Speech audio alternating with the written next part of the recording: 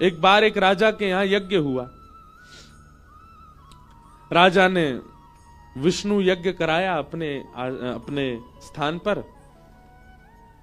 तो कुंड बनवा दिए, यज्ञ मंडप बनवा दिया, ब्राह्मणों की उत्तम व्यवस्था करवा दी। राजा ने कहा हम पहले दिन संकल्प लेने आएंगे, उसके बाद हम बहुत व्यस्त हैं, हम तो नहीं आ पाएंगे, आप हमारे नाम से रोज यज्ञ कर दिया करना। बहुत सावधानी से सुनो, और हम सत्य बता रहे हैं। अगर कोई अगल बगल वाला श्रोता सो जाए और आप उसको सोने की अनुमति दे रहे हो तो आपका पुण्य भी घटेगा कथा का। कोनी मार के हिला के उठा दिया करो उसको, तभी आपका भाव श्रेष्ठ सुदृढ़ बना रहेगा। तो एक राजा के यहां पर यज्ञ हुआ। ब्राह्मणों से कह दिया यदि आपने हमारा चैनल अब तक सब्सक्राइब नहीं किया है तो जरूर करें और बेल आइकॉन दबाना ना भूले, ताकि आपको हमारी आने वाली सारी वीडियो की जानकारी सबसे पहले हो सके। तो चलिए शुरू करते हैं। कि हम तो केवल एक ही दिन आ पाएंगे, रोज आना हमारे लिए असंभव है। ब्राह्मण बोले कोई बात नहीं, आप संकल्प करके चले जाओ। और संकल्प करके राजा वहां से प्रस्थान कर गए। अब ब्राह्मण रोज राजा के नाम से संकल्प करके हवन यज्ञ करते थे।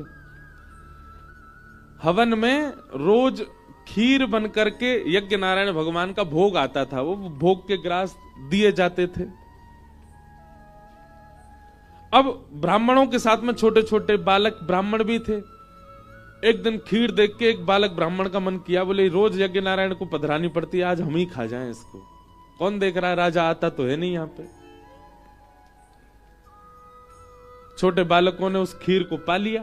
अब जैसे ही वो खीर पाई महाराज, तो जितने बड़े बड़े ब्राह्मण अन्य थे सब लोग नाराज हो गए, तुमने यज्ञ नारायण के लिए आई खीर खा ली। बोले अब क्या करें, अब तो गलती हो गई। तो बड़े बड़े भी बोले एक काम करो, अब झूठी तो हो ही गई है, लाओ हमको भी दे दो। वो यज्ञ नारायण की सारी खीर सारे ब्राह्मण खा गए। आज यज्ञ नारायण में खीर भोग पधराया ही नहीं।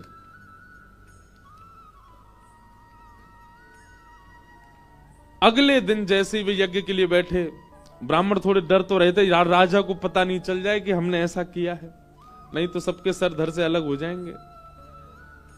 परंतु दूसरे दिन ही घोषणा हुई, बोले सावधान हो जाएं सब ब्राह्मण देवता, आज यज्ञ में राजा आ रहे हैं।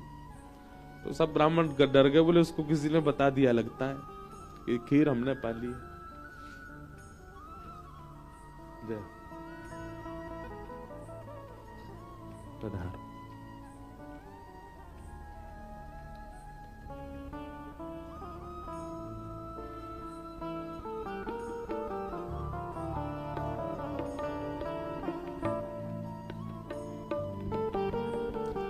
परम कृपा आज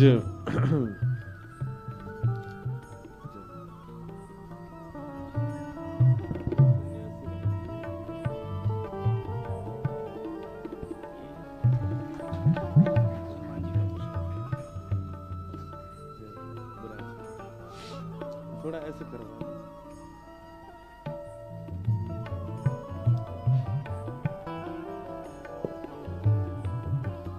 ऐसे नहीं, थोड़ा वहीं लगा बस, तो पीछे नहीं जाए।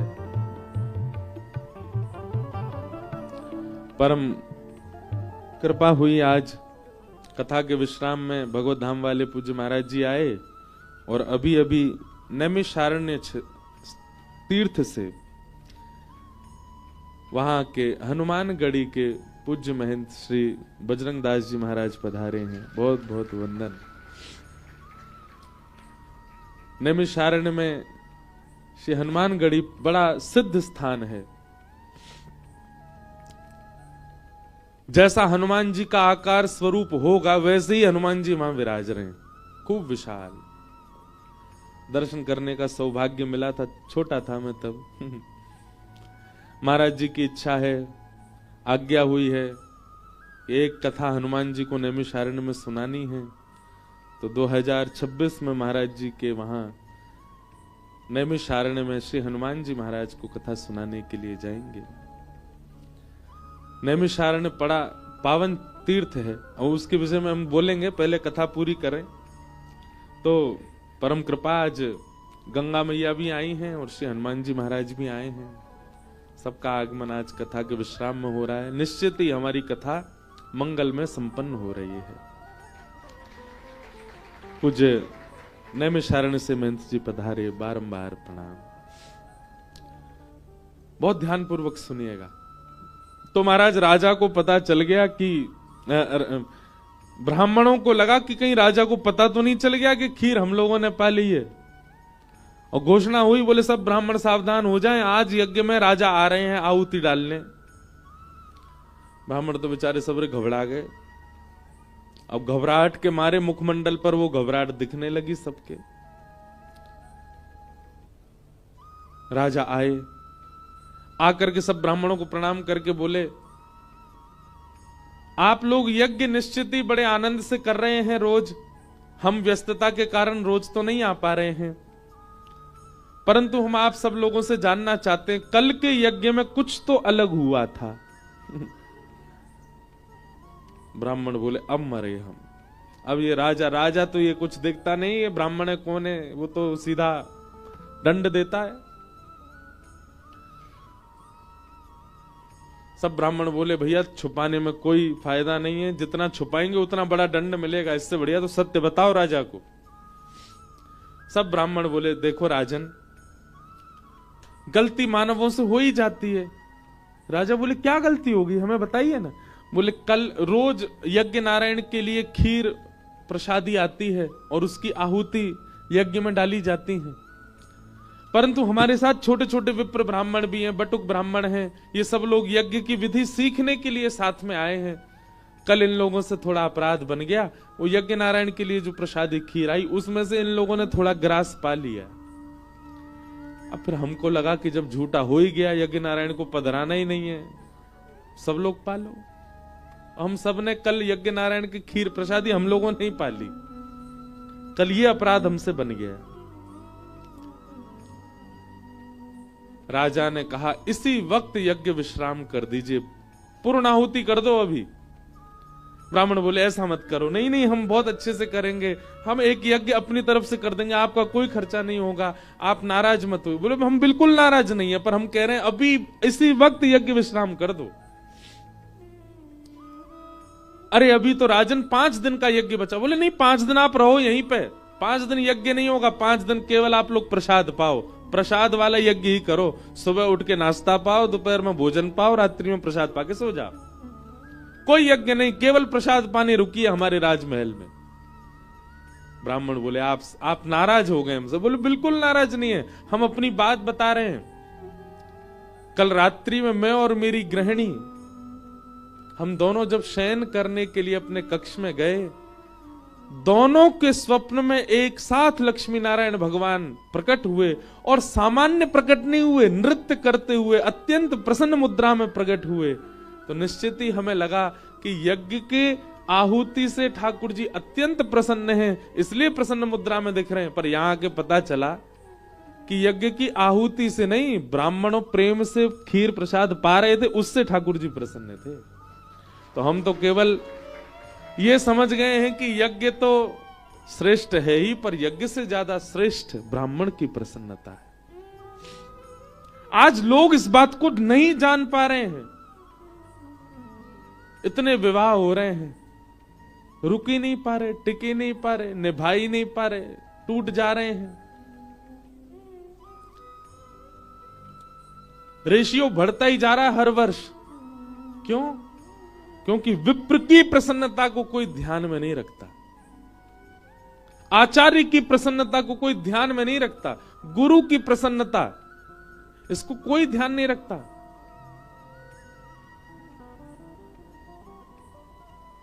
आप कितनी भी श्रेष्ठ कथाएं करा लीजिए, कितनी भी भव्य दिव्य कथाएं करा लीजिए, पर क्षमा कीजिए, हम वैसे तो छोटे बालक ही हैं, कोई बड़ी बात नहीं कर रहे हैं, पर जितनी देर मंच पर बैठे उतनी देर तो व्यास है।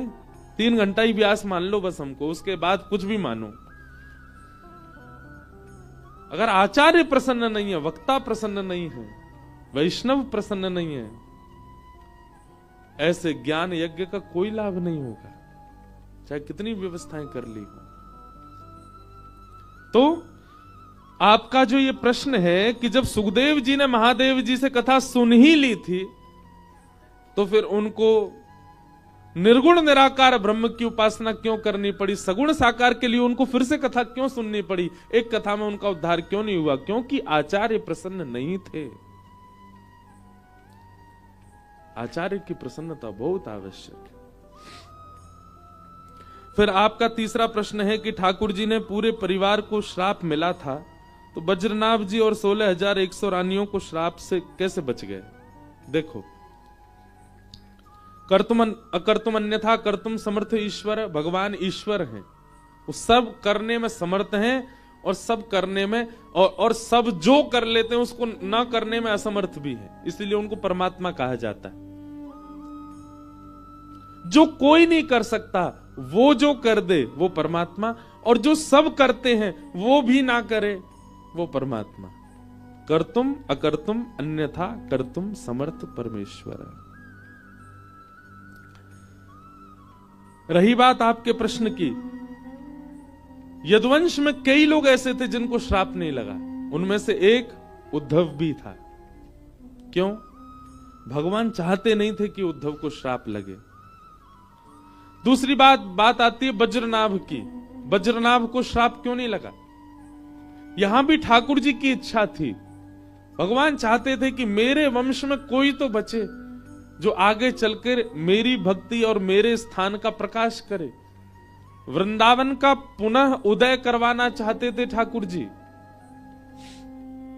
वृंदावन फिर से प्रकाशित हो, विकसित हो और कलयुग में लोगों के लिए सुलभ हो, उसके लिए वंश का एक व्यक्ति बचे, और उसके लिए ठाकुर जी ने बज्रनाभ को चुना, इसलिए बज्रनाभ को श्राप नहीं लगा।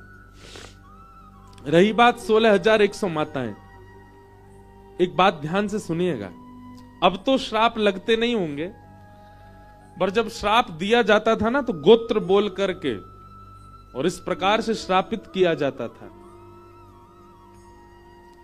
माताएं जो होती हैं वो सदा श्राप से और इन सब भावों से, अगर उनके पारिवारिक, उनके पति या उनके घर के पुरुषों को श्राप लगाए तो माताएं उससे सुरक्षित ही रहती थी, माताओं को उसमें सहभागिता नहीं होती थी। उसके पीछे कई कारण हैं। एक कारण तो माताओं के 2 गोत्र हो जाते हैं। एक गोत्र तो उनके पिता के यहां का है जहां उनका जन्म हुआ, और एक गोत्र विवाह के बाद पति का होता है। परंतु फिर भी वह दूसरा गोत्र जो है, जो पिता के यहां का है, वो चलता ही है अंतिम समय तक। जब माताओं के बच्चों का भी ब्याह होता है तो भी पूछा जाता है आपकी माता जी का क्या गोत्र है? बोले माता जी का ये गोत्र है, उनके पिता की तरफ से। शाप गोत्र के रूप में लगते हैं। भगवान की अष्ट पटरानियां जो थी उनको भी श्राप नहीं लगा। 16,108 टोटल पटरानियां हैं, यहां 16,100 की बात, पर उन 8 को भी नहीं लगा। उनको भी ठाकुर जी ने अर्जुन से कहा था कि लेके जाओ इनको श्री जी की शरण में, और जब अर्जुन लेके जा रहे तो बीच रास्ते में ठाकुर जी ने रूप बदल करके उनका हरण कर लिया था। तो माताओं का 2 गोत्रीय होता है, एक तो पिता का गोत्र चलता है, दूसरा फिर पति का गोत्र होता है। और जब इस प्रकार प्राचीन काल में श्राप लगते थे किसी व्यक्ति को, किसी पुरुष को, किसी मानव को, तो उसका एक पक्षीय सुरक्षित रखा जाता था ताकि शाप के काल में उसकी कोई देखभाल करने वाला भी हो। एक दया भाव भी रखा जाता था। पूरे यदुवंश को श्राप लगा, माताएं उससे मुक्त रहीं। क्यों? संपूर्ण यदुवंश को श्राप लगा है, माताएं मुक्त रहेंगी तो कम से कम शाप काल में उनकी सहायता कर सकेंगी। 16,108 रानियों को ही श्राप नहीं लगा। अष्टपट रानियों का ठाकुर जी ने हरण किया और वज्रनाभ के द्वारा 16,100 रानियों को वृंदावन भेजा गया ताकि वृंदावन का प्रकाश हो। फिर आपका चौथा प्रश्न है, पांडव स्वर्ग क्यों गए, वैकुंठ क्यों नहीं गए? ऐसा नहीं है। पांडव पहले स्वर्ग भी गए हैं और अपने कर्मानुसार उनको नरक का दर्शन भी करना पड़ा। एक क्षण के लिए युधिष्ठिर को भी नरक देखना पड़ा था।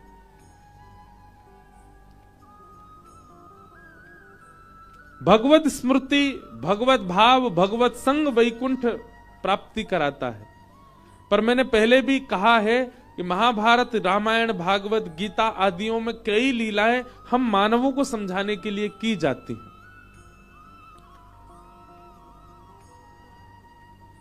पुण्य यदि आपके जीवन में रह जाएंगे तो आपको स्वर्ग जाना पड़ेगा। पाप यदि आपके जीवन में रह जाएंगे मृत्यु काल में तो आपको नरक का भी दर्शन करना पड़ेगा। ये दोनों शून्य होने अति आवश्यक हैं। इन दोनों का शून्य होना बहुत जरूरी है। यदि पुण्य रह गए तो स्वर्ग दर्शन करना पड़ेगा और पाप रह गए तो नरक दर्शन करना पड़ेगा। और दोनों का शून्य कैसे होगा? परोपकार करने से, असहायों की सहायता करने से पाप शून्य होते हैं और उपस्थित भोग भोगने से पुण्य शून्य होते हैं। कहीं ना कहीं पांडवों ने देह त्याग नहीं किया, देह सशरीर जा रहे हैं। वे स्वयं स्वर्ग की सीढ़ियां चढ़ रहे हैं, स्वर्ग की ओर जा रहे हैं। स्वर्ग से ऊपर ब्रह्मलोक, ब्रह्मलोक से ऊपर वैकुंठ लोक है। सशरीर प्रस्थान कर रहे हैं। उनका कोई अंत आया नहीं था, स्वयं छोड़ करके जा रहे हैं भगवत धाम की ओर। इसलिए उनके पाप और पुण्यों को शून्य करने के लिए स्वर्ग का दर्शन और थोड़ी देर का नरक का दर्शन कराया गया। जब दोनों शून्य हो गए तब उनकी आत्मा देह त्याग करके वैकुंठ को प्रस्थान करी है। दोनों का शून्य होना बहुत जरूरी है। भगवान प्रहलाद जी से कहते हैं, नृसिंह भगवान, यदि पाप भी आपके अंदर बच गए अंत काल में और पुण्य भी बच गए तो इन दोनों के प्रभाव से आपको नरक स्वर्ग का दर्शन करना पड़ेगा। इसलिए दोनों को शून्य करो, बिल्कुल समाप्त कर लो सारा हिसाब। अंत काल में भगवत स्मरण करने से समाप्त हो जाते हैं, शून्य हो जाता है और उसके बाद मुक्ति की प्राप्ति, वैकुंठ लोक की प्राप्ति होती है। पर पांडव अपना स्वाभाविक देह त्याग करके नहीं गए, वे देह सहित ही भगवत धाम जा रहे हैं। इसका मतलब पाप और पुण्य दोनों उनके अंदर अभी बचे हैं। इसलिए पाप और पुण्य की शून्यता के लिए नरक और स्वर्ग का दर्शन कराया और उसके बाद देह पांच भौतिक को त्याग करके वे अपनी आत्म रूप से भगवत धाम को प्राप्त किए। इसलिए उनको थोड़ा दर्शन कराना पड़ा। फिर आपका अंतिम प्रश्न, सब बोलते हैं राधा रमन जी अखंड ब्रजवासी, क्या राधा वल्लभ जी और बिहारी जी नहीं? ऐसी बात नहीं। ठाकुर जी तो अखंड ब्रजवासी ही हैं, परंतु श्री राधा रमन जी प्रकट ही वृंदावन में हुए और अभी तक वृंदावन में ही हैं। बीच में बिहारी जी भी भरतपुर शायद गए थे, भरतपुर आना हुआ था। बिहारी जी ने भी कुछ बीच में कुछ, अब पूरी बात तो मुझे नहीं पता, पर कुछ काल के लिए बिहारी जी भी ब्रज से थोड़ा दूर रहे थे। और राधा वल्लभ जी तो चित्तावल से ही आए थे। वैसे तो श्वेत द्वीप के ठाकुर जी हैं, महादेव उनकी सेवा आराधना करते हैं। सातों ठाकुर रहे तो वृंदावन में ही, प्रकट तो वृंदावन में ही हुए हैं, पर कुछ कुछ काल के लिए बाहर गए हैं। इसलिए अखंड ब्रजवासी हमारे श्री राधा रमण जी हैं। जब से प्रकट हुए तब तो वृंदावन में ही हैं, कहीं गए नहीं। इसलिए अखंड ब्रजवासी श्री राधा रमण लाल। इस प्रकार आपके सब प्रश्नों को हम प्रणाम करते हैं। अनेक प्रश्न आते हैं, कई बार तो कथा ऐसी होती है 3 घंटा प्रश्नों में ही निकल जाती। आज कथा का विश्राम सत्र है, हम विश्राम सत्र की ओर चलें। भगवान का विवाह रुक्मणी जी के साथ में सुसंपन्न हुआ। बंधुओं देखो, विवाह के लिए 2 होना आवश्यक है। एक व्यक्ति विवाह नहीं कर सकता है तो स्वाभाविक बात है, इसका कोई प्रवचन भी नहीं करना है। परंतु भगवत भाव में श्री जी और ठाकुर जी का जब विषय उठता है तो श्री जी और ठाकुर जी अलग नहीं है, एक ही हैं।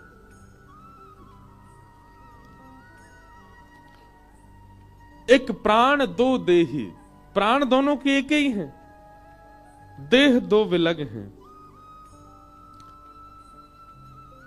लेकिन रुक्मणी जी के तो प्राण भी अलग हैं, इसलिए विवाह विलग से होता है, एक से ही नहीं होता।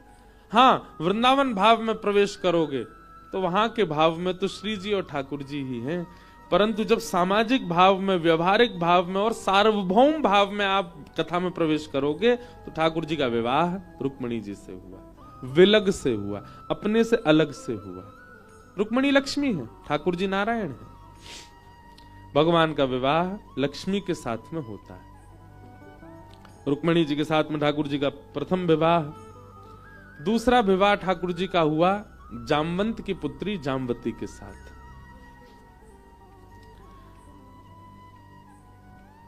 स्यमंतक नाम की एक मणि थी द्वारिका में, किसके पास थी? सत्राजित यादव के पास। उस मणि का स्वरूप था, वो हजारों किलो सोना रोज प्रकट करती थी। भगवान के मन में यह भाव आया कि एक व्यक्ति इतने 1000 किलो सोने का क्या करेगा, भोग भी नहीं पाएगा। एक दिन में जितना सोना प्रकट करती है, इतना सोना पूरा जीवन भर भी लगा दे तो भी भोग नहीं पाएगा। लेकिन ये तो प्रत्येक दिन इतना सोना प्रकट करती है, अकेला व्यक्ति इसका क्या करेगा? तो भगवान ने मार दिया और मणि लेकर के भालू चला गया, मार दिया और मणि लेकर के भालू चला गया। लेकिन पूरी द्वारिका में लांछन लग गया भगवान के ऊपर।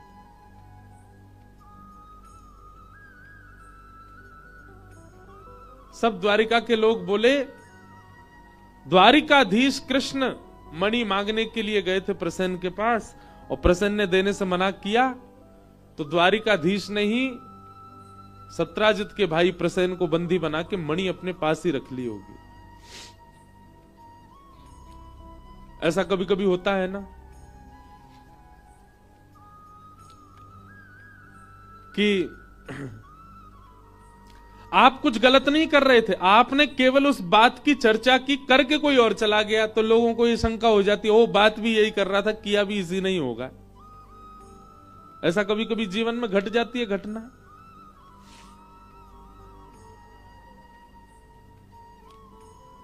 वही बात हो गई, ठाकुर जी ने तो केवल चर्चा की थी, पर मणि का हरण उसी काल में ही हो गया। तो भगवान के ऊपर ही सबका संशय चला गया कि ये चर्चा कर रहे थे, जरूर इन्होंने ही मणि को अपने पास रख लिया है। भगवान के ऊपर जब इस प्रकार का भाव रखा गया तो ठाकुर जी बोले, भैया ये संसार का नियम है। आज की कथा गृहस्थियों के लिए है। संसार का नियम है, आप कितना भी किसी के लिए कुछ कर मिटिए, कितना भी किसी की व्यवस्थाएं कर लीजिए, कितना भी अपनी पलकों पर किसी को रख लीजिए, आपकी इतनी सी चूक और वह व्यक्ति आपके जीवन के किए हुए सारे उपक्रमों को भूल जाएगा, केवल इतनी सी चूक पर आपको आंक देगा। समझ में आ रही है बात?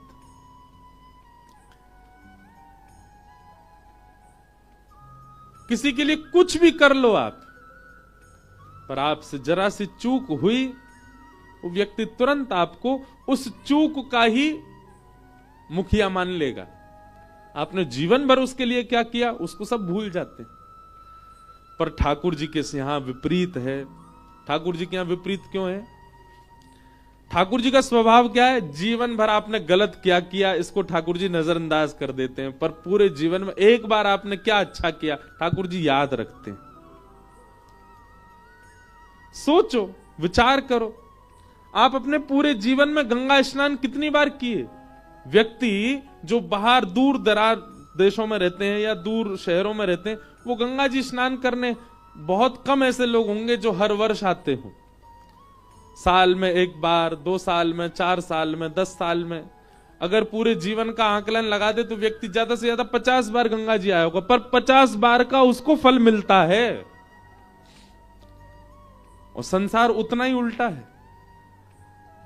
आपने 50 बार अच्छा क्या किया इसको कोई याद नहीं रखेगा, पर एक बार गलती क्या करी थी वो जीवन भर याद रखेंगे सब लोग।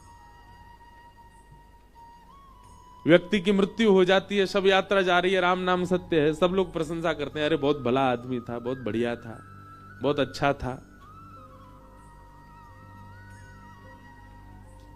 इसने सबका भला ही किया। मृत्यु के समय सब प्रशंसा ही करते हैं, पर उस प्रशंसा में भी एक आध बार एक आध लोग कह देते हैं वो सब तो ठीक है, पर इसने अपनी पत्नी के साथ अच्छा नहीं किया, इसने अपने बच्चों के साथ अच्छा नहीं किया, पड़ोसी से बहुत झगड़ता था ये, उसका सारा हक मार लिया इसने। पर ठाकुर जी के यहां विपरीत चलता है। आपके पूरे जीवन में 50 बार किए गए अच्छे कर्म ठाकुर जी याद रखते हैं, बुरे कर्मों को नजरअंदाज करते हैं। मैं कभी कभी कहता हूं ठाकुर जी जैसा स्वभाव हमारा कभी बन जाए ना तो निश्चित है उस स्वभाव से ही भगवत प्राप्ति हो जाएगी। मानव की दृष्टि कैसी होती है, मानव के नेत्र कैसे होते हैं, वो कुभावों को बहुत जल्दी कैप्चर करता है,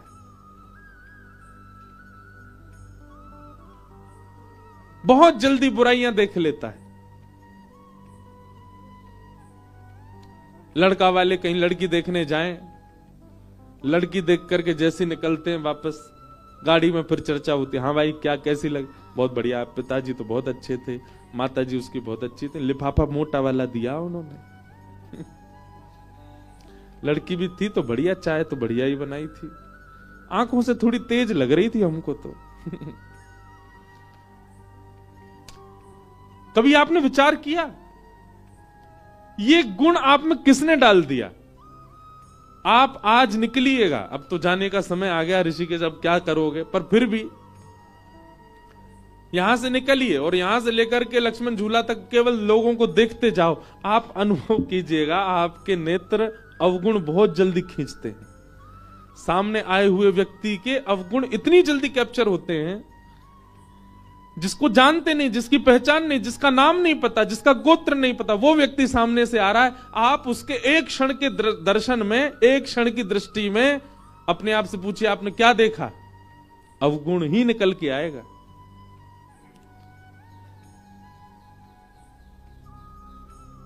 लेकिन यही व्यक्ति जब अत्यंत सत्संग में हो जाता है, जब अत्यंत जीवन में कथा का भाव उसके जीवन में आने लग जाता है, सत्संग करने लगता है, नाम जप करने लगता है, भगवत सेवा करने लग जाता है, तब उसकी दृष्टि परिवर्तित होने लगती है धीमे धीमे। फिर क्या होता है, नेत्रों के आगे दिखने वाला अपरिचित व्यक्ति भी, उसका भी एक गुण दिख जाता है, वो गुण अनुभव में आने लगता है। महाराज जी कथा तो बहुत बढ़िया करते हैं, बार बार बालों पे हाथ बहुत फेरते हैं, अवगुण यहां भी दिख जाता है लोगों को।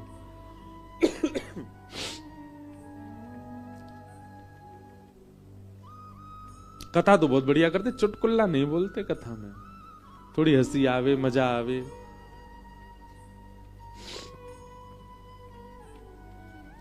जो सब में अवगुण देखे और खुद में गुण का दर्शन करे वही राक्षस, और जो सब में गुण का दर्शन करके खुद में अवगुण का दर्शन करे वही देवता, वही संत। अनुभव कीजिए। अरे मैं कह रहा हूं लक्ष्मण झूला तक मत जाओ, यहीं अपने बगल वाले कोई देख लो, उसमें भी अवगुण ही दिखेगा आपको। अवगुण बहुत जल्दी दिख जाता है। हमारे नेत्र कितने परिपक्व हैं कमी देखने में, पर जब सत्संग जीवन में आता है ना तो यही नेत्र परिपक्व हो जाते हैं गुण देखने में। मीराबाई कैसी हो गई थी, वो जिसको देखती थी उसके प्रति उनका भाव यही जाता था कि इसमें गुण क्या है। कोई सांवला व्यक्ति, उसको सब कहते हैं अरे रामदेव कालिया आगो, सांवले व्यक्ति को देख करके सब कह रहे कालिया आ गया, ओहो या को देखो कैसा लग रहा है, बिल्कुल अमावस्या आ गई चलती फिरती। पर मीराबाई जब ऐसे से मिलती थी या उसके कोई ऐसी दिक्कत है, वो बेचारा सीधा सीधा चल नहीं पा रहा, सब तो उसको देख करके देखो अपंग जा रहा है, पर मीराबाई देख के कहती ठाकुर जी ने तुम पे कितनी बड़ी कृपा करी। क्यों? वे स्वयं त्रिभंगी है, तुमको एक भंगी तो एक अंग तो तुम्हारा भंग कर दिया ना, अपने त्रिभंग में से एक अंग भंग तुमको दे दिया। किसी ऊधमी बालक को देख के सब कहते ओ देखो ऊधमी डोल रहा है, पर मीराबाई कहती कितनी कृपा, ठाकुर जी ने अपने ऊधम का ही गुण दे दिया इसको। किसी की सुंदरता देख करके व्यक्ति के चित्त में काम भाव प्रकट होता है, ये कितना सुंदर है, इससे हमारा ब्याह हो जाए, इसके नेत्र कैसे, इसकी मुस्कान कैसी, इसका ये। पर मीराबाई उसको देख करके भी कहते हैं ये इतना सुंदर है, इसको बनाने वाले श्याम सुंदर कितने सुंदर होंगे ना। उनकी दृष्टि ऐसी परिवर्तित हो गई, वो किसी में दोष नहीं देखती हैं। यही बात हमारे श्री हरिराम व्यास जी की है, वृंदावन के भावों को जिन्होंने प्रकट किया। वो जिस व्यक्ति से मिलते थे उस व्यक्ति के गुण स्वभाव से उसको ठाकुर जी से जोड़ते थे।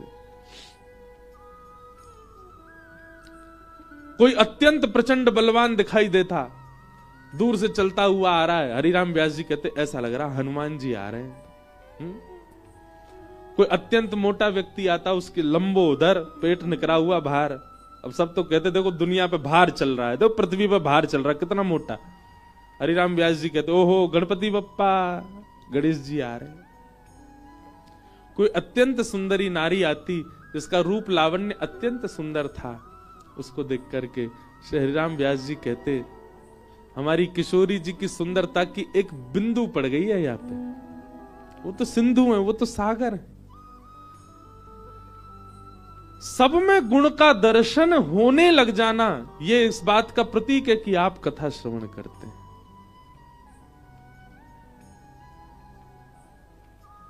और कथा सुनने के बाद अवगुण ही अवगुण देख रहे हैं। कई बार हमारी कई कथाएं ऐसी होती हैं, वहां पर बहुत कुछ अनुभव होता है कथा में, व्यवस्थाओं को लेकर के, व्यवहार को लेकर के, बहुत बातों को लेकर के सब अनुभव होता है। परंतु अब कथा करते करते ऐसी स्थिति हो गई है कि कैसा भी व्यवहार, कैसा भी स्वभाव, कैसी व्यवस्था, पर उसमें गुण देखने का ही मन होता है। भले ही चलो सब कुछ ऐसा था, पर यह गुण तो था ना, यह तो अच्छा था ना, यह तो बढ़िया था ना। ऐसा स्वभाव बन जाए तब समझो कि आप सत्संगी।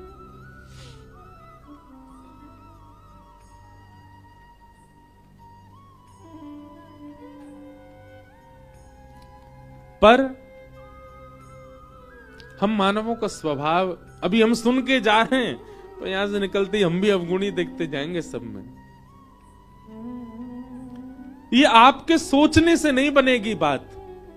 दो ही बात हो सकती है, या तो सत्संग इतना जीवन में हो जाए तो आपके चित्त में परिवर्तन हो जाए, या फिर इस बात को लिख लीजिए कहीं पर, आचार्य प्रसन्न हो जाए आपसे, कोई गुरु प्रसन्न हो जाए आपसे, कोई संत प्रसन्न हो जाए आपसे, उसकी प्रसन्नता से हो सकता है कि आपका काम बन जाए। तो भगवान पर सब लोगों ने लांछन लगा दिया, ओहो मणि की बात यही कर रहे थे सत्राजित से, जरूर मणि चुराई भी इन्होंने ही होगी। ठाकुर जी ने अपने सैनिकों से कहा देख रहे हो ये है द्वारिका, इनको बसाया हमने, इनको खिलाया हमने, इनकी सारी रोजी रोटी हमसे चल रही है, पर इनको एक क्षण भी नहीं लगा हमारे ऊपर आरोप लगाने में, लगा दिया।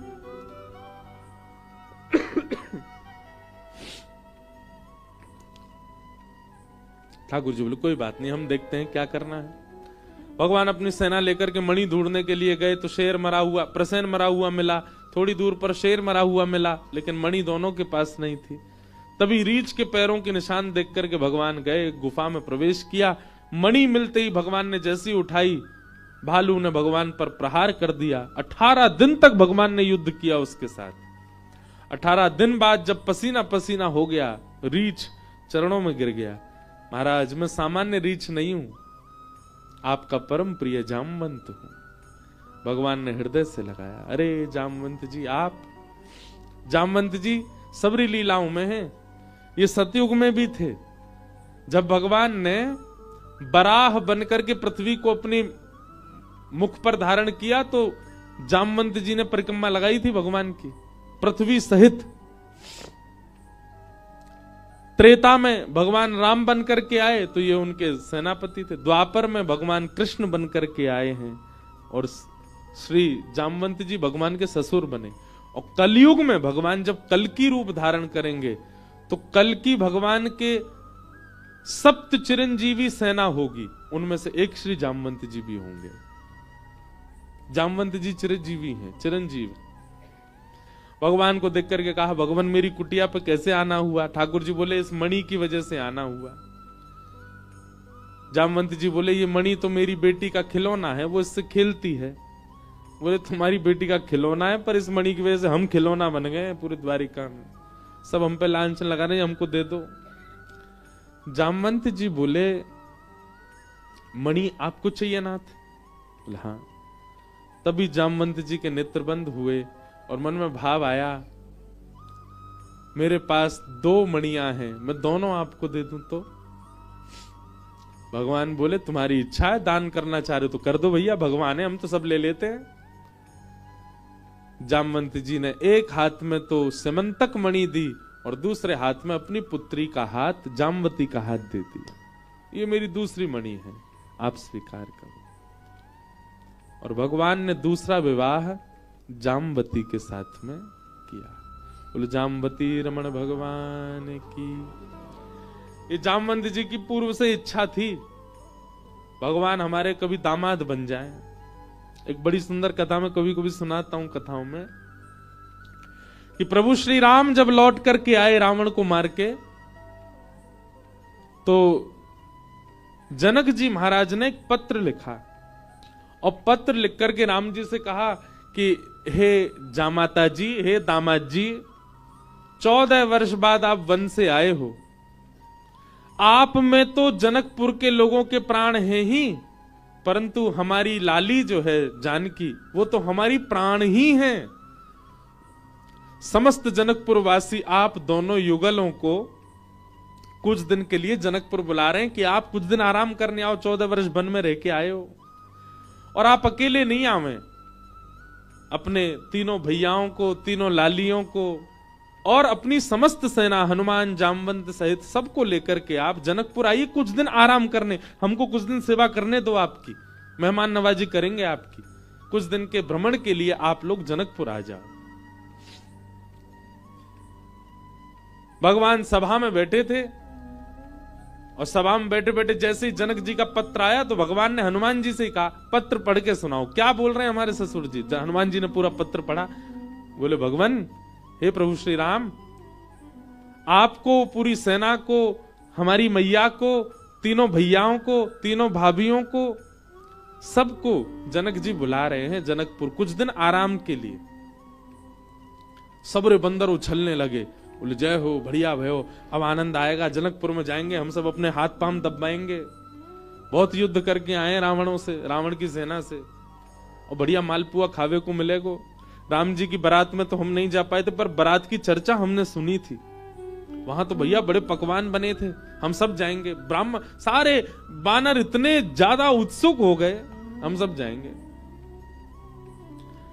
बानरों की उत्सुकता देख करके राम जी बोलो, शांत हो जाओ भैया, अब भाई देखो, हमारा निर्णय यह है कि जनकपुर हमारी ससुराल है, और कहीं भी नाक कट जाए चलता है, पर ससुराल में हमारी नाक ऊंची रहनी चाहिए।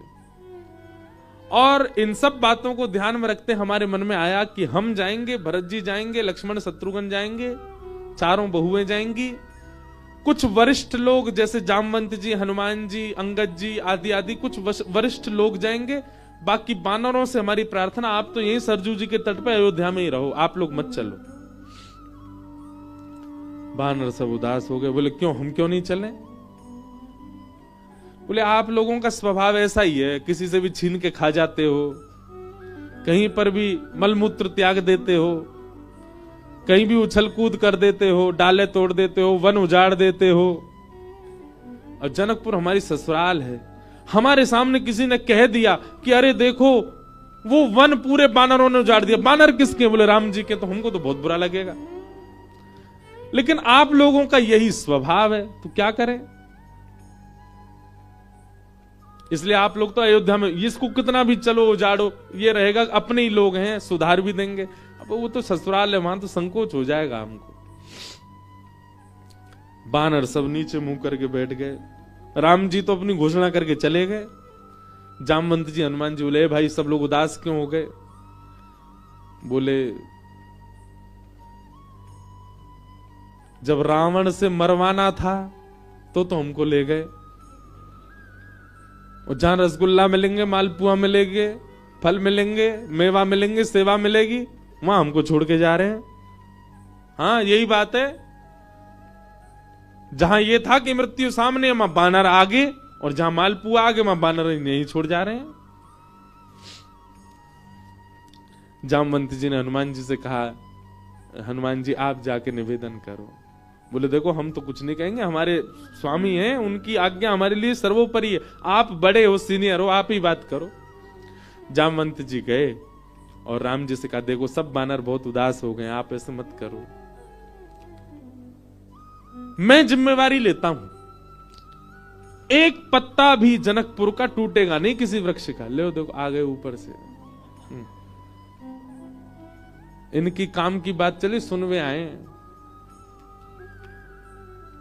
बोले आपके ससुराल में एक चीज भी यहां से वहां नहीं होगी, हमारी गारंटी। राम जी बोले भैया 100 200 300 बंदर नहीं है, करोड़ों बंदर हैं, किस किस को संभालोगे? बोले हमारी जिम्मेवारी। मैं वचन देता हूं आपकी ससुराल में एक बात भी ऐसी नहीं होगी जिससे आपको संकोच अनुभव हो। अच्छा देखो राम जी को संकोच की कोई चिंता नहीं है, तो लीला कर रहे थे, राम जी आनंद कर रहे थे। जामवंत जी बोले सब बानरों की जिम्मेवारी मैं लेता हूं। राम जी बोले देख लो फिर हम कुछ बात होगी हम तुमसे ही कहेंगे। जामवंत जी बोले आप कह लेना हमसे, बस जिम्मेवारी हमारी। ठीक है। जामवंत जी बाहर आए, बाहर आकर के सब बानरों से बोले हाँ भैया सुनो, राजी हो गए राम जी आप सबको ले जाने के। बंदर तो छलन लगे, जय हो राजा रामचंद्र भगवान की जय हो, हमारे जामवंत जी की जय हो, अब तो जाएंगे खूब आनंद करेंगे। बोले लेकिन सावधान, मैंने जिम्मेवारी ली है, एक पत्ता भी नहीं टूटना चाहिए जनकपुर के किसी वृक्ष का। बानर बोले बिल्कुल नहीं टूटेगा, आप तो बिल्कुल आज्ञा करो कैसे चलना है। बोले सब मुझे देखो, जो मैं करूं वही करना है, जब मैं बोलूं तब बोलना है, जब मैं शांत रहूं तब, यहां तक कि श्वास भी मेरे संगी लेनी है सबको। मैं जब छोड़ूं तब छोड़नी, तब लेनी तब लेनी, मैं जब मुड़ूं तब मुड़ना, मैं जब देखूं तब देखना, मैं जब सोऊं तब सोना, मैं जब खांसूं तो खांसना। बानर बोले ठीक है। राम जी बोले एक बार हमको डेमो दिखाओ। जामवंत जी खड़े हो गए, करोड़ों बंदर खड़े सामने। जामवंत जी ने अपना उल्टा हाथ उठाया, सारे बानरों ने अपना उल्टा हाथ उठाया। जैसे परेड होती है ना 26 जनवरी को, तो हमारे मिलिट्री के जवान बिल्कुल एक संग उनके हाथ पैर चलते हैं, ये हाथ पीछे तो यही हाथ पीछे जाएगा। उनको देखो कभी, उनके पैर भी बिल्कुल समय पे आगे, समय से पीछे, गर्दन भी समय से चलेगी। वैसे मिलिट्री के जवानों की तरह सब बंदर खड़े हो गए। जामवंत जी हंसे तो सबरे बंदर हंसे, जामवंत जी खांसे तो जिनको खांसी नहीं आ रही वो जबरदस्ती खांसे, लोग खांसना ही है, जामवंत जी खांस रहे। राम जी बोले चलो ठीक है अब चलते हैं जनकपुर। आहा, जनकपुर की ओर जा रहे हैं। 14 वर्ष बाद वन से लौटने के बाद, राज्याभिषेक के बाद राजा रामचंद्र भगवान पूरे नगर में उत्सव मनते जा रहे हैं। जहां जहां से निकलते हैं वहीं पुष्प वर्षा हो रही है, विशाल सेना राम जी की चल रही है। पर इस पूरी यात्रा का सबसे श्रेष्ठ केंद्र बिंदु, आकर्षण बिंदु था बानरों की परेड। बिल्कुल ऐसे चल रहे हैं सीधे। जामवंत जी इधर देखे तो सब बानर इधर देखे, जामवंत जी नीचे तो सब नीचे, जामवंत जी खुजा में तो सब खुजा में। जैसे ही जनकपुर में पहुंचे, राम जी की सब बलैया लेने लगी अटारी इनसे, हमारे पहुना आए हैं, हमारे जमाई राजा आए। सबके नेत्र सजल हो गए।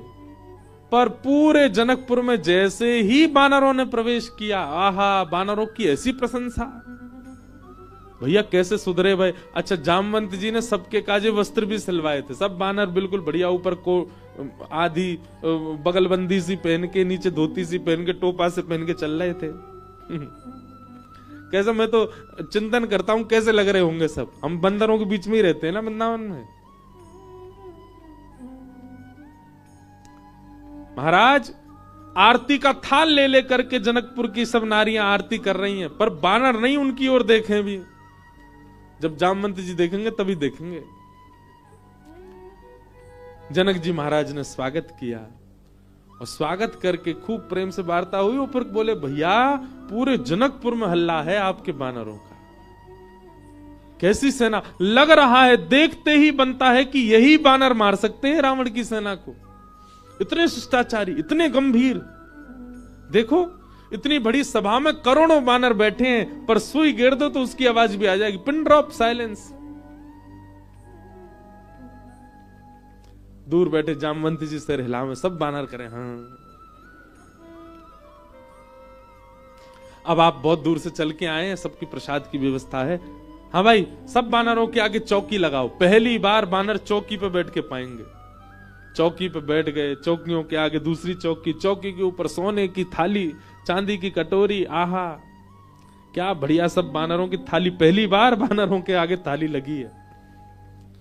लेकिन बानर थाली में नहीं देख रहे हैं, सब जामवंत जी को देख रहे हैं। पनीर की सब्जी आई, काजू की सब्जी आई, ये सब्जी आई, मिष्ठान आए, पूड़ी आई, 5 प्रकार की पूड़ी आई, रोटी आई, चावल आए। बानरों का स्वभाव क्या है? आप केला भले ही हाथ से दो लेकिन फिर भी छीन के ही लेगा। बानर का स्वभाव होता है, उसका छीनने का स्वभाव होता। पर सारे बानर ऐसे बैठे जामवंत जी को देख रहे, टेढ़ी टेढ़ी नजर करके देख तो रहे थाली में क्या क्या आ रहा है। लार टपकती जा रही है, लेकिन नहीं, जामवंत जी जैसे कहेंगे वैसे खाना है। सबको फल दिए गए, फलों में सब फल अमनिया करके दिए। आम सबको साबुत दिए गए, सबकी थाली के आगे आम रखे गए। सब बिल्कुल थाली हो गई। जामवंत जी महाराज ने सब बानर की ओर देखा। सब बानर बिल्कुल जामवंत जी को देख रहे थे। जामवंत जी ने हाथ में जल लिया। अन्नपूर्णे सदा पूर्णे। सब बानर बोल रहे अन्नपूर्णे सदा पूर्णे। थाली के ऊपर 4 बार घुमाया, सब बानर घुमा रहे हैं। आचमन किया, सब बानर आचमन कर रहे हैं। जनक जी बोले राम जी मान गए आपकी सेना को, क्या अद्भुत बानर है सब। राम जी बेचारे धीमे धीमे पा रहे, बोले बस ये लाज बची रहे जितनी देर है। प्रसाद पाने लगे बिल्कुल वैसे। अगर दाल चावल पा रहे हैं जामवंती, सब दाल चावल ही पा रहे हैं। जितनी दाल जितनी सब्जी डाल रहे हैं उतनी डाल रहे हैं। अद्भुतता थी देखने में। थोड़ी देर पाने के बाद जामवंत जी की दृष्टि पड़ी आम पे। जैसे ही आम उठाया, सब बानरों ने एक संग आम ही उठाए। जामवंत जी घुमा के देखें, सब बानर घुमा के देखें। जामवंत जी ने जोर से आम दबा के देखना चाहा कितनी गुठली है इसमें। अब वो आम ऐसा था कि जैसे ही नेक दबाया सो गुठली उछल गई उसमें से। अब जैसे ही गुठली उछली तो सब बानर दोनों हाथन से दबाई रहे। वो गुठली उछलनी चाहिए क्योंकि जामवंत जी की गुठली उछली है। अब सब बानर जैसी आम दबा में सबकी गुठली उछली। गुठली के उछलते ही जामवंत जी बोले इन हाथों से मेघनाथ निकल के नहीं भाग पाया, इन हाथों से रावण निकल के नहीं भाग पाए, छोटी सी गुठली भाग गई। और जामवंत जी जैसे ही उछले गुठली पकड़ने को, बानर बोले हमें भी ऐसे ही पकड़नी है। और एक दूसरे के ऊपर झपट्टा मारे। महाराज ये आप पकड़, कहीं कड़ी उछाल रहे हैं, कहीं दाल उछाल रहे हैं, पूरी उछाल रहे हैं। जनकपुर की पूरी सभा जो कि स्वर्ण मंडित थी, जो कि चांदी से मंडित थी, आज वो खीर मंडित हो गई। सब जगह कड़ी खीर उछाल उछाल करके पूरी सभा का लेपन कर दिया। राम जी नीचे नजर करके बैठे। अब तो बानरों को खुली छूट मिल गई, एक दूसरे की थाली में से ले लेके भागे। 2-4 बानक तो जनक जी की थाली उठा के भाग गए। जनक जी देखते रहे और देखते ही देखते जनक जी की दृष्टि पड़ी राम जी को। राम जी बड़े संकोच। जनक जी समझ गए ये तो भैया पूरा प्री प्लान्ड था कि सीधे सीधे चलना है, सीधे सीधे खाना है। नहीं, बानर अपना स्वभाव कैसे छोड़े। राम जी को संकोच में देख जनक जी ने उनको हृदय से लगाया। बोले हम बिल्कुल अप्रसन्न नहीं है, हमको प्रसन्नता है कि इतना आनंद हुआ जनकपुर में इतने दिन बाद। आप बिल्कुल संकुचित मत हो। लेकिन सबसे ज्यादा संकोच हो रहा था जामवंत जी को। मैंने जिम्मेवारी ली थी और मैंने बिगाड़ दिया सब काम। जब जनक जी को राम जी को हृदय से लगाते हुए देखा तो जामवंत जी के मन में आया मैंने बहुत बड़ा अपराध कर दिया आज। जितने प्रेम से राम जी अपने ससुर जी को हृदय से लगा रहे हैं, हे भगवान, मेरे अपराध का पीड़ा जो मेरे चित्त में है वो तभी दूर होगी जब इतने प्रेम से ठाकुर जी मुझे भी अपने हृदय से लगाए।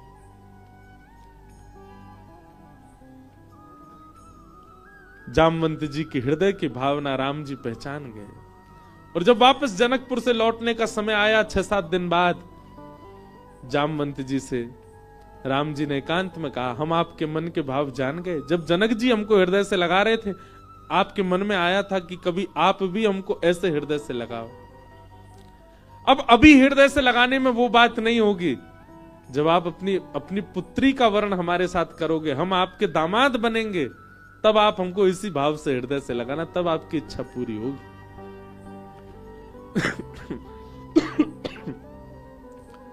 जामवंत जी को 1 युग तक प्रतीक्षा करनी पड़ी और 1 युग बाद आज वही राम जी जब कृष्ण बनकर के आए, जामवंत जी ने अपनी पुत्री जामवती का विवाह भगवान के साथ किया।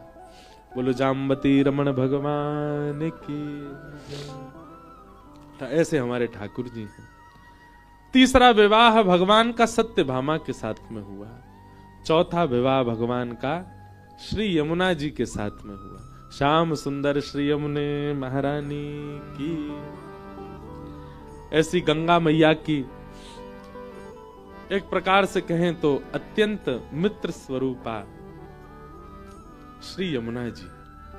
वैसे तो गंगा जी की बहन है यमुना जी, क्यों, दोनों ही हिमालय से आ रही हैं। और इस नाते से देखा जाए तो वैसे तो गंगा विष्णुपदी हैं, चरणों से निकली हैं, पर केवल इस भाव से देख लिया जाए कि यमुना जी गंगा जी आपस में बहन हैं, तो गंगा जी हमारे ठाकुर जी की साली हो गई। हमारे लाला की सारी है गई गंगा जी। क्यों, यमुना जी पटरानी है ठाकुर जी की। आहा, आज ठाड़ोरी बिहारी गंगा तट पे, आज ठाड़ोरी बिहारी गंगा तट पे, आज ठाड़ोरी बिहारी यमुना तट पे, आज ठाड़ोरी बिहारी यमुना तट पे। मत जइयोरी अकेली कोई पनघट पे, मत जइयोरी अकेली कोई पनघट पे, मत जइयोरी अकेली कोई पनघट पे, मत जइयोरी अकेली कोई पनघट पे। आज ठाड़ोरी बिहारी गंगा तट पे, आज ठाड़ोरी बिहारी गंगा तट। निश्चित ही ये सप्ताह कथा गंगा जी के तट पर हुई। भागवत जी साक्षात कृष्ण स्वरूप हैं। यमुना पुलिन पर वेणुनाद करने वाले श्याम सुंदर, इन 7 दिनों में, हम तो एक दिन नहीं कहेंगे, 7 दिन ठाकुर जी ने वेणुनाद गंगा तट पर किया होगा। आज गंगा के मधुर तट पर ठाकुर जी वंशी बजा रहे हैं। आज ठाड़ोरी बिहारी गंगा तट पे, आज ठाड़ोरी बिहारी गंगा तट पे, आज ठाड़ोरी बिहारी यमुना तट पे, आज ठाड़ोरी बिहारी गंगा। बोलो वृंदावन बिहारी लाल की। करताल बजा के गाओ।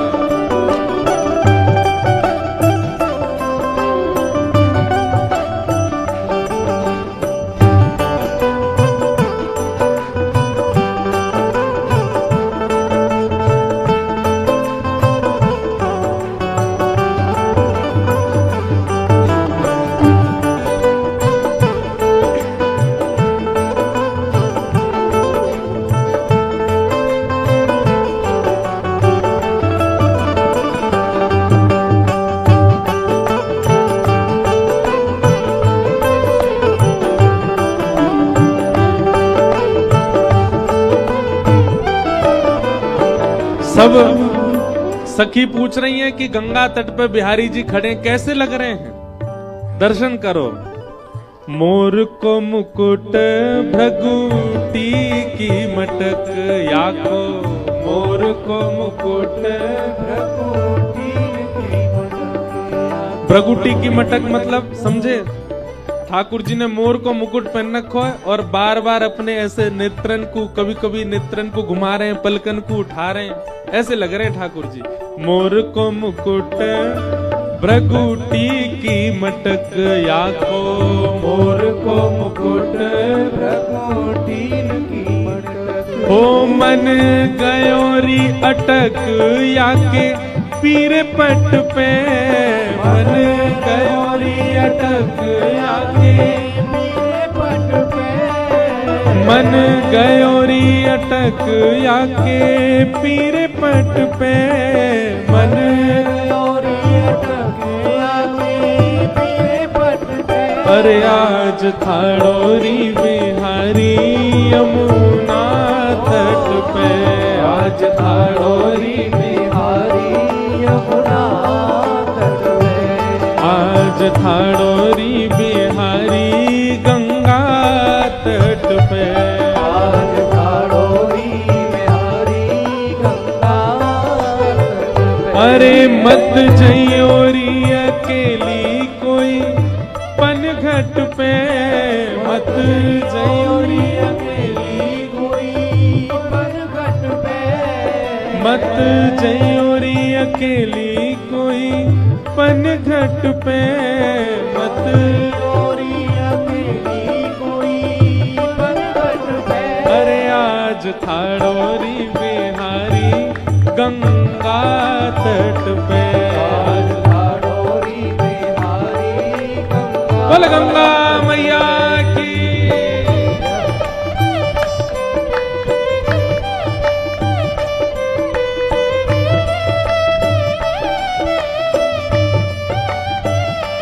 बोल राधा रमण लाल की, श्री राधा वल्लभ लाल की।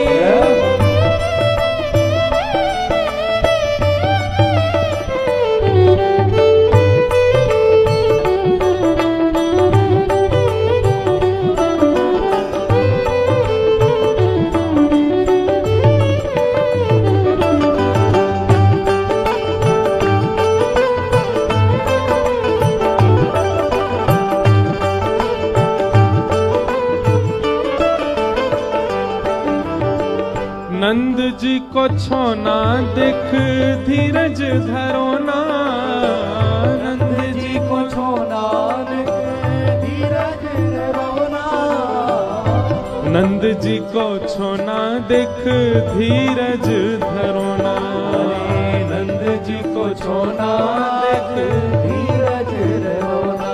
तारो ऐसो कछुटोना नटवर नटने, तारो ऐसो कछुटोना नटवर नट पे, तारो ऐसो कछुटोना नटवर नटने, तारो ऐसो कछुटोना नटवर नटने।